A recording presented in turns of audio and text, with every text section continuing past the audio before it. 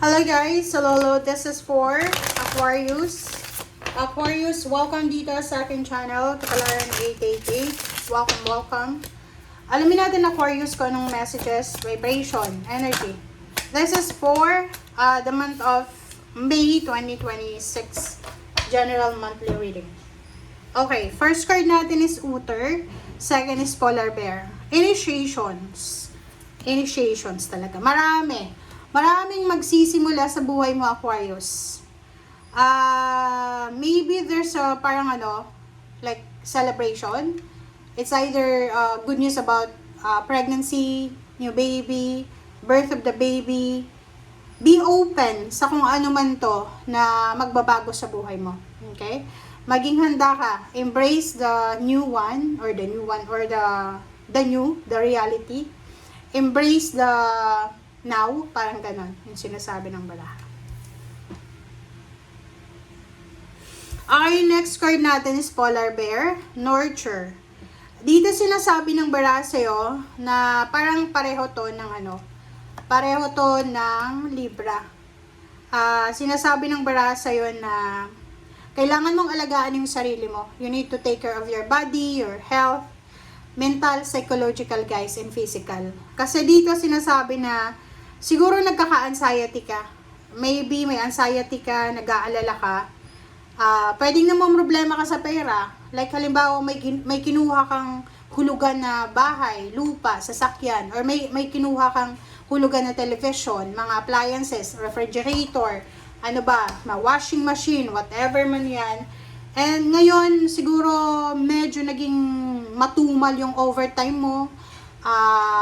Wala ka ng mga weekends, mga trabaho, part-time, and namang problema ka ngayon kung saan mo kukunin yung pambayad mo. So, nakikita ko sir dito na medyo stress ka. Medyo nagkaka-anxiety ka. So, sinasabi ng barahan, nag-aalala ka. Alisin mo ang sarili mo sa kung ano man yan na nakaka-stress. Alright, so let's check for the money tayo. Sorry.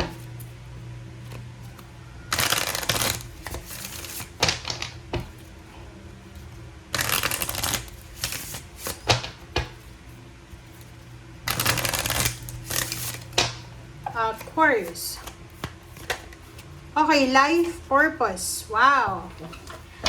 Aquarius, sinasabi ng baraha sa'yo dito na sa buwan ng Mayo, medyo marami kang mga iisipin. Parang nakikita ko sa'yo dito na magmumuni-muni ka siguro.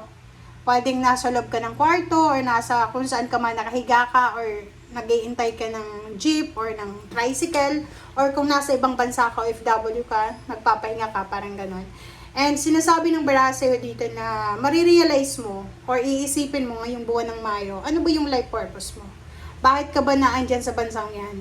Bakit ba ginagawa mo yung ginagawa mo sa ngayon? Ano bang plano mo? Parang ganon. Ano ba yung tawag dyan? Ano bang mangyayari sa'yo? Parang gano'n. Yung tanong mo, yung parang tinatanong mo yung sarili mo. Tinatanong mo na bakit buhay ka pa? Bakit hindi ka nabubuntis? Or bakit marami kang anak? Or bakit single ka?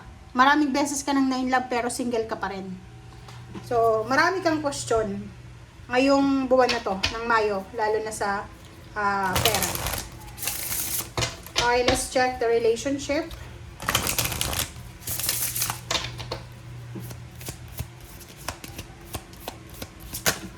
Okay, forgiveness heals. Marami ka bang kaaway? Kasi dito sinasabi ng baraha sa'yo na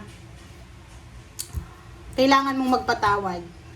Kung may mga taong nagkasala sa'yo, patawarin mo na sila. Forgive yourself and others. Let go of the old story. Release any guilt and blame. Everyone is doing the best they can. This includes you. Parang sinasabi ng baraha, marami ka bang kinikim-kim na galit from your past? Kasi ito sinasabi, kailangan mo nang i-let go kung ano man ang mga nangyari sa nakaraan. And alisin mo yung galit, yung guilt, or yung palagi nating pagbe-blame sa ibang tao. Okay, lahat ng tao sa buhay mo or lahat ng tao na nakapaligid sa'yo, may kanya-kanya yan na problema, may kanya-kanya yan na journey na nilalaban everyday. Okay? So, surrender to the universe, okay? Your health and happiness will thank you. Talagang ganun. Kasi alam mo ba, pag marami kang mga grudges and resentments sa puso at isip mo, hindi masyadong pumapasok yung swerte. Kailangan, may freedom ka. Dapat free. Wala kang mga bagahe na dala-dala sa puso mo.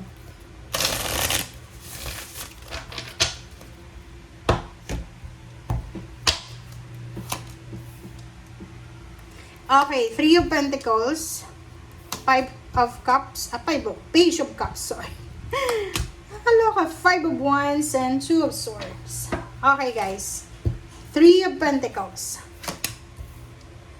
Hierophant, King of Pentacles, Temperance, and then Four of Pentacles. Okay, guys.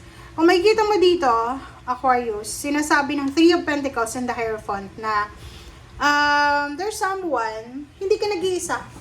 It's either you're married or you're in a relationship, boyfriend, girlfriend, kalibin, and even family members, father, mother, parents, siblings, or relatives. You are guided, you are protected. Nakikita natin dito na you're planning to start a business. Gusto mong makipag-collaborate with someone. Or gusto mong, nagpaplano ka for the family and gusto mong tulungan ka ng mga kapamilya mo. Like, gusto mong magpatayo ng bahay or gusto nyong mag-travel together. So, you are collaborating each other. Nagpaplano kayo together kung paano nyo yan sisimulan. Or pwedeng may kailangan kang tulong and may posibleng tutulong sa'yo. Page of Cups and King of Pentacles. Ang ganda dito kasi if you are single, single babae or lalaki, single ha, sinasabi ng bara sa'yo dito na in the near future, maybe 11 years from now, makakatagpo ka ng relationship na talagang mayaman to. Mayaman na lalaki or babae to. Depende sa gender mo. Okay, next is Five of Wands and Temperance. Wow! Talagang resonated sila sa bawat isa. Sinasabi ng bara sa'yo dito, Aquarius, na mag-iingat ka. Careful. Ingat. Careful. Kasi dahil sa stress mo, dahil sa anxiety, sa pag-aalala mo, talagang magiging sobrang sensitive ka. Pwedeng hindi ka makatulog sa gabi sa kakaisip kung ano yung magiging solusyon sa financial problems mo. Siyempre, pag hindi ka nakatulog sa gabi, mainit yung ulo mo, lalo pag wala kang pera. So, sinasabi ng barahan na mag-iingat ka. You need to be patient, maging mapasensya, kasi posibleng ikaw ay ma-involve sa away, gulo, yung yung simple lang na pag-uusap, tapos nauwi sa away, sigawan, ganyan, ganito. And sa pag-iipon naman, sinasabi ng bara sa'yo dito na gusto mong mag-ipon ng pera, pero ngayong buwan ng Mayo, magdadalawang isip ka. Kasi parang iisipan mo na unfair. Especially sa family mo yan eh. Like halimbawa na anak ka, tapos gusto mong pagandahin yung bahay ng magulang mo, tapos mag-isa ka lang, pero marami kayong magkakapatid. So parang nakikita mo dito, no, useless yung ginagawa ko, kasi wala akong katulong, parang ganun. Okay, thank you guys for watching. Bye!